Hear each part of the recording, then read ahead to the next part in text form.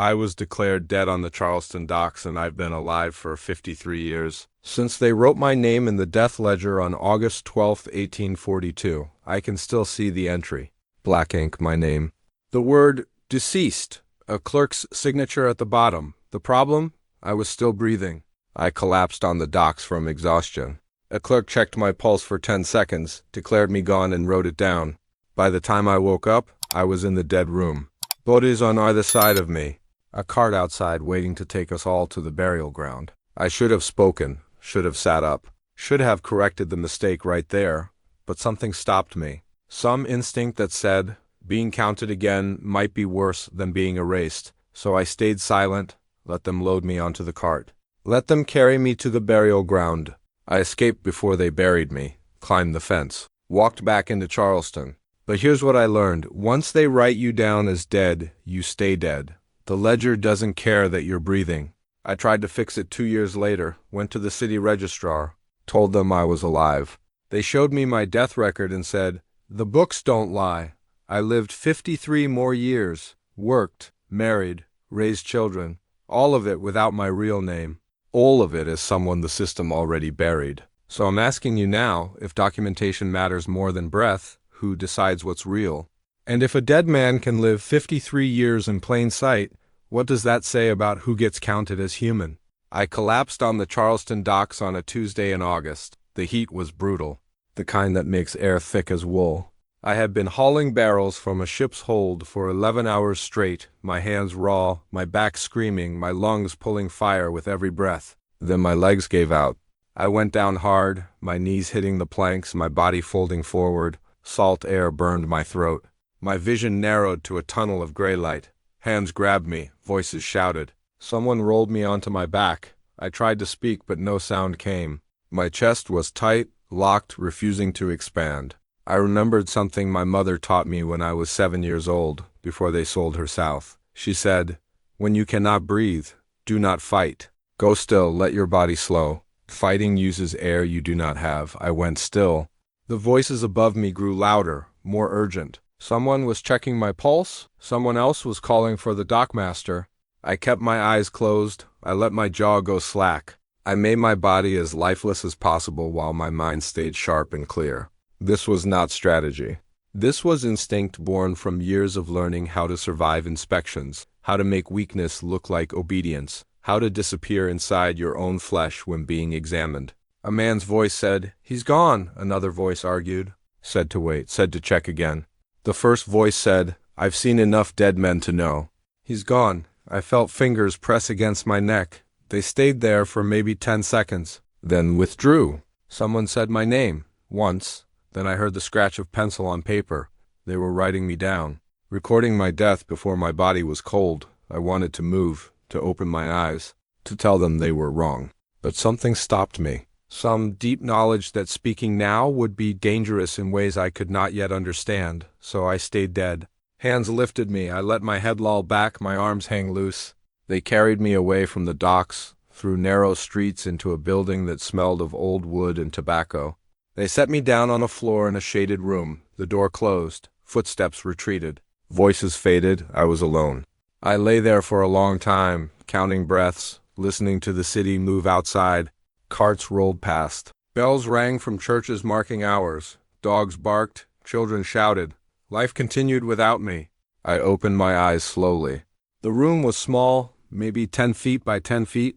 No windows. A single door. 3 other bodies lay near me, all covered with stained sheets. The dead room.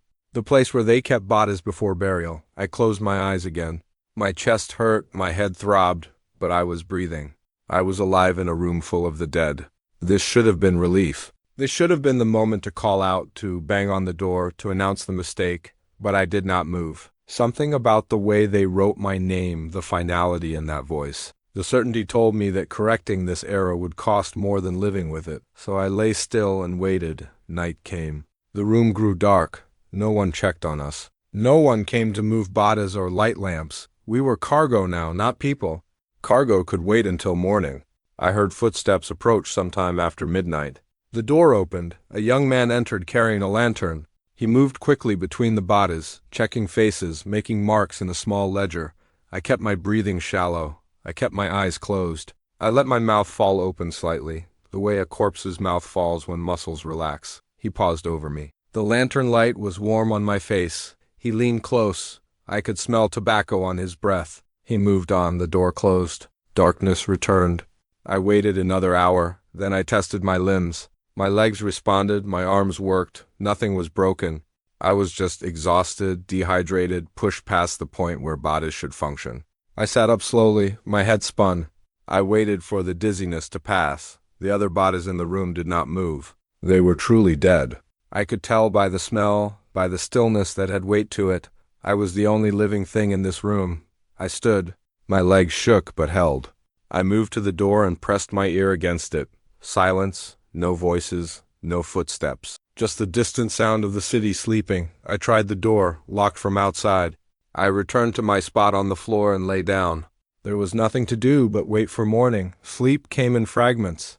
I would drift off, then jerk awake, confused about where I was. Each time I woke, I checked to make sure I was still breathing, still alive, still trapped. Dawn came gray through cracks in the walls. Footsteps approached. Multiple sets. The door opened. 3 men entered, the young man from last night and 2 others, older, their clothes marked with dirt and lime. They were grave diggers. They began loading bodies onto a cart in the hallway. They worked efficiently, without ceremony. When they reached me, they hesitated. One of them said, "This one's fresh?" The young man checked his ledger. He said my name. He said I had been declared dead yesterday afternoon on the docks. The gravedigger leaned close to my face. He studied me for a long moment. Then he said, "He looks like he's sleeping." The young man said, "He's not sleeping. He's dead." "It's in the book." The gravedigger shrugged. They lifted me onto the cart with the others. The cart jolted forward. We moved through streets I knew well, past the market, past the warehouses, toward the edge of the city where the burial ground waited. Every bump sent pain through my rigid body. I wanted to cry out, to move, to end this. But I had committed to stillness, and breaking now would raise questions I could not answer. Why did you stay silent in the dead room? Why did you let us load you onto this cart? What were you hiding? So I stayed dead. The cart stopped. Voices discussed the day's work. How many bodies? Where to dig? How deep the ground was? They unloaded us one by one. I felt myself lifted and carried, then set down on hard earth near the edge of a pit. Dirt began to fall nearby, the sound of shovels biting soil. The gravediggers were working on someone else first. I lay there listening to them bury the dead, listening to dirt hit wood, listening to prayers mumbled without conviction, listening to the earth accept bodies the way it always does, indifferent, patient, permanent. My turn was coming. I timed my breathing to the rhythm of the shovels, slow, shallow, invisible. The digging stopped. Footsteps approached. I felt someone standing over me. The young man's voice said, "Wait." The gravedigger asked what was wrong. The young man said, "Look at his face." A long pause. Then, "What about it?" "He doesn't look dead. He's been dead since yesterday. You checked him yourself." "I know." "But look at him." Another pause. I felt eyes on me, studying, doubting. Then the gravedigger said, "You want to wait until he rots? Until he stinks? Until he starts drawing flies? He's dead. The book says so." "Let's finish." The young man said nothing. They covered me with a sheet. I heard them walk away. Heard them discussing other tasks. Heard the cart roll off toward the city, then silence. I was alone in the burial ground, covered but not buried, written down as dead but still breathing. I waited until I was certain they were gone. Then I pulled air carefully into my lungs. Long, deep breaths. My chest expanded. My ribs hurt, but the air was sweet. I opened my eyes under the sheet. Gray light filtered through the fabric. I could see the shape of trees beyond. The outline of the burial ground fence. The pit beside me waiting. I rolled slowly onto my side. The sheet fell away. I sat up. The burial ground was empty. Just me and the dead. Just me and the earth that almost claimed me. I stood. My legs were weak but functional. I walked to the fence, staying low, moving carefully. The city was visible in the distance, smoke rising from chimneys, life continuing. I climbed the fence. My hands shook. My body protested every movement, but I made it over and dropped to the other side. I was free, alive, escaped from death by pretending to be dead, but I was also something else now. I was erased. My name was in a ledger. written down as deceased, recorded in official documents. My death was real on paper even if my body still moved through the world. I walked toward the city, staying in shadows, avoiding main streets. I did not know where I was going. I just knew I needed distance from the burial ground before someone realized the mistake. I reached the warehouse district near the docks, found a shed that was unlocked, slipped inside.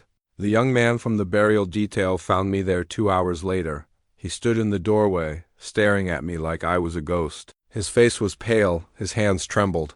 I said, "I'm alive." He said, "You're in the book." I said, "The book is wrong." He shook his head.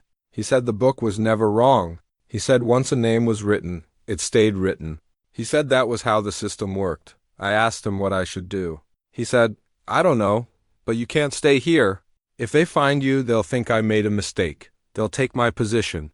Maybe worse." He brought me water, brought me bread. Then he left, telling me to stay hidden until dark. I sat in that shed as afternoon turned to evening, trying to understand what had happened. I had collapsed on the docks, been declared dead, been taken to the dead room, been loaded onto a cart, been brought to the burial ground. At any point I could have spoken, could have moved, could have corrected the error, but I had not. Some part of me, the part that had survived auctions and inspections and years of being owned, knew that silence was safer than correction. That letting them think I was dead might be better than proving I was alive, because alive meant being counted again, being assigned again, being owned again. Dead meant erased, free, outside the system. Night fell. The young man returned. He said bells had rung. My death was official, posted at the dockmaster's office, recorded in the city registers. He said, "You're gone now. On paper you don't exist." I asked if that was good or bad. He said, "I don't know." Then he left me there with a warning. Don't let anyone recognize you. Don't use your old name. Don't go back to places where people knew you. I sat in the darkness of that shed, understanding what I had done. I had died to stay alive. And now I had to live as someone the world had already buried. I stayed in the shed for 3 days. The young man, his name was Samuel, brought me food and water when he could. He told me what was happening in the city, how my death had been recorded, how no one questioned it, how the system had accepted the error as truth. On the 4th day, he brought news that made my chest tight. My name was posted at the harbor master's office, listed among the dead, available for anyone to see. I asked what happened to my belongings. The few things I owned: a knife, a spare shirt, a wooden cup my father had carved before they separated us. Samuel said it was all distributed, given to other dock workers or sold, the way property of the dead was always handled. I had no possessions now, no name, no official existence. Samuel said I needed to leave Charleston. He said staying was too dangerous. Someone would recognize me eventually. Someone would report the mistake. And then questions would come that neither of us could answer safely. But I did not leave. I could not explain why. Maybe it was stubbornness. Maybe it was the need to see proof of my own death. Maybe it was something else, a recognition that what had happened to me was significant in ways I did not yet understand. On the 5th day, I walked to the harbor master's office. I went at midday when the streets were crowded. I wore a hat Samuel had given me, pulled low. I kept my head down. I moved like every other freedman in Charleston, careful, invisible, trying not to draw attention. The posting board was outside the office, public notices, ship schedules, lists of cargo. And there, on a small slip of paper near the bottom, names of deceased dock workers. My name was third from the top. I stood there staring at it. At the letters that spelled out my existence and my erasure in the same breath. People passed behind me. No one looked twice. No one recognized the dead man reading his own death notice. I reached up and touched the paper. It was real. Ink on paper, official, permanent. I walked away before anyone could question why I was staring. That night, I made a decision. I would stay in Charleston, I would work, I would live, but I would do it as someone else. I could not use my old name. That name belonged to a dead man. But I could exist without a name or with a new one. The city was full of freedmen and runaways and people who preferred not to be counted. Samuel helped me find work, places that did not ask names. Night labor loading ships, cleaning out warehouses after hours, moving cargo that came and went without paperwork. I was good at this work. I had done it before, but now I did it as a ghost present but not recorded, working but not counted, earning money that no ledger tracked. Weeks passed, then months. I learned to navigate the city as an erased person. I learned which places asked questions and which did not. I learned which dockmasters checked papers and which just needed bodies to move freight. I learned that the system had holes, places where people could slip through, spaces between official recognition and actual existence. I met others like me, not dead on paper but invisible for other reasons, runaways who could not use their real names, freedmen whose papers were questionable. People who had learned that official existence came with costs they could not afford. We did not talk about our situations. We just worked beside each other, understanding that questions were dangerous and silence was survival. 6 months after my collapse, I saw Samuel at the docks. He was supervising a burial detail, the work he still did, recording deaths, managing the removal of bodies. When he saw me, his face went pale. He looked around quickly, checking if anyone was watching, then walked past me without acknowledgement. Later, he found me in an alley behind a warehouse. He said we could not be seen together.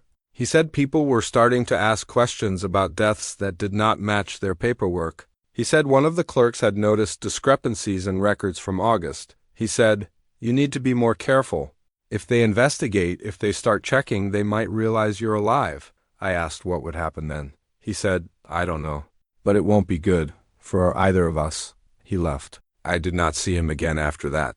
He had helped me because he was kind, but kindness has limits when your own survival is threatened. I understood. I had survived by understanding exactly this, that everyone has a point where self-preservation outweighs compassion. A year passed, I worked, I saved money. I rented a room in a boarding house that did not ask for names, just payment. I bought clothes, tools, the small things that make a life. I was alive, breathing, working, existing, but I was also dead. My name was still in the ledgers, still posted, still officially deceased. This created strange situations. Once I was working at the docks when a man I used to know walked past. He looked at me, looked again. His face showed confusion. He opened his mouth to speak, then closed it. He walked away quickly, shaking his head. I understood what happened. He recognized me, but he also knew I was dead. The conflict between what his eyes saw and what the official record said created doubt strong enough that he dismissed his own vision.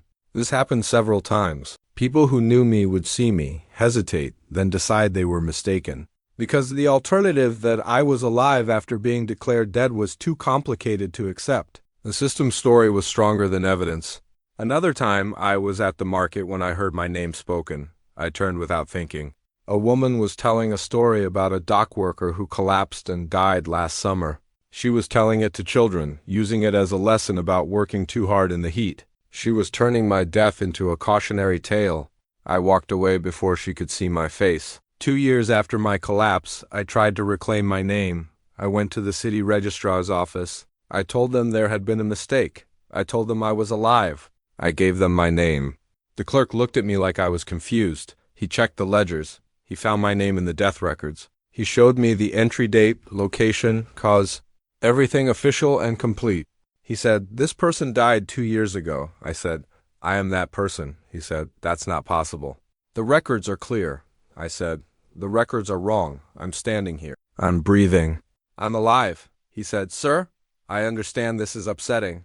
Perhaps you have the same name as the deceased. Perhaps you're confused. But I cannot change official records without proper documentation." I asked what documentation he needed. He said, "Proof of life, witnesses, documentation showing continuous existence, employer records, tax payments." I had none of these things. I had been working without a name, living without paperwork, existing in the spaces between official recognition.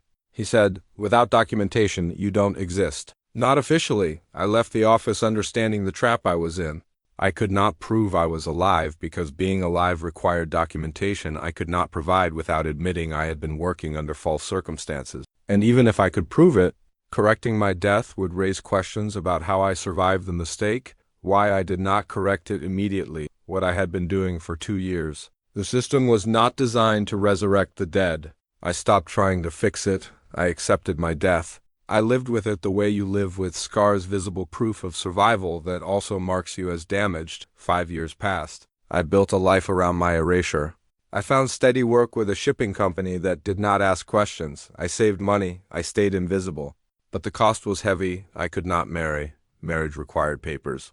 I could not own property officially, I could not vote. I could not do anything that required proving who I was. I existed in the margins, alive but not counted, working but not recorded, present but officially absent. Sometimes I wondered if I should have spoken that first day, if I should have opened my eyes in the dead room and announced the mistake before it became permanent. But I knew the answer. Speaking then would have meant being counted again, being owned again in different ways. The system that collapsed me on those docks was the same system that would have assigned me to new labor, new records, new forms of control. Being dead gave me something I had never had before, the ability to move without permission. 10 years after my collapse, I left Charleston. I walked out of the city on a spring morning, carrying everything I owned in a cloth bag. I did not say goodbye to anyone. There was no one to say goodbye to. I walked north, through the Carolinas, through Virginia. I worked as I went, hauling freight, building fences, doing labor that paid in cash and asked no questions. I reached Philadelphia eventually. A city large enough to disappear in. I found work in the shipyards, found a room, found a way to continue existing. But Philadelphia required papers for certain work. Proof of identity, documentation. I forged them.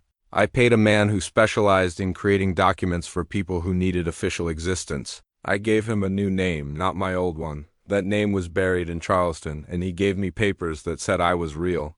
With those papers I could rent better rooms, take better jobs, move more freely, but the papers were lies built on lies. My new name was fiction. My documented existence was fantasy. I was a living person wearing a dead man's silence. 20 years passed. I married. Her name was Elizabeth. She worked as a seamstress. We met at a church social. She did not ask about my past, and I did not volunteer it. We had 2 children, a boy and a girl. I gave them the name on my forged papers. They grew up thinking that name was real. They never knew their father was officially dead in Charleston. They never knew I lived without true identity. They never knew the silence I carried. Elizabeth died when our children were teenagers. Pneumonia took her in 3 days. I buried her under my false name, knowing that in some ledger somewhere my real name was still marked deceased beside a date 25 years in the past. My children grew up, left, built their own lives. I grew old. I am 73 now. I live alone in a small room in Philadelphia. I work occasionally, enough to eat, enough to pay rent. I have lived 53 years since my death. 53 years as a ghost, as an erased person. As someone who exists despite official records saying otherwise. People sometimes ask about my life, about where I came from, about my history. I tell them simple stories. I came north after the war. I worked the docks. I raised a family. The usual narrative of a freedman making his way. I do not tell them I died in Charleston in August of 1842. I do not tell them I woke up in a room full of corpses. I do not tell them I chose silence over resurrection because being erased felt safer than being counted. I do not tell them that paper holds more weight than breathing, that ledgers matter more than bodies, that the system would rather let a dead man stay dead than admit its records were wrong. This is what I want you to understand. Official existence is not about truth. It is about documentation, and documentation is controlled by people who decide what counts as real. I collapsed on a dock. Someone wrote down that I died. That writing became more real than my living body. Everything after that, my resurrection, my ghosthood, my 53 years of undocumented existence, none of it mattered to the official record. Charleston still lists me as dead. My name is still in those ledgers. If anyone ever checks, if anyone ever looks back at August 1842, they will see documentation of my death and nothing contradicting it, because I never corrected it. Because correction would have cost more than continuing to be dead. So I stayed dead and learned to live anyway. The system moves on, ledgers stay closed, records remain permanent, and dead men like me find ways to breathe in the margins. I am telling this story now, late in life, because I want someone to know the truth. I want there to be one record, even if unofficial, even if just spoken words, that says I survived what was written down as death. My body bears marks of that day. Scars on my knees from hitting the dock, a weakness in my chest that never fully healed. The permanent caution of someone who learned that official reality can diverge from lived truth. But I survived, I am alive, and that matters even if no ledger ever records it.